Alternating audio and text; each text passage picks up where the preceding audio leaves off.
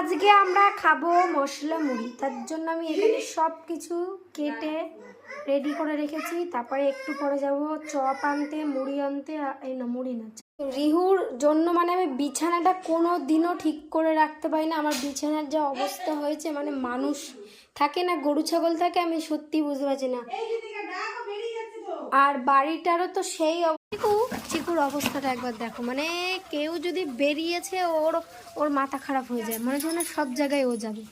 সর ঝাঁটাটা নিয়ে চেকতে কেমন পাগলাম করছে না। টাটা চিকু।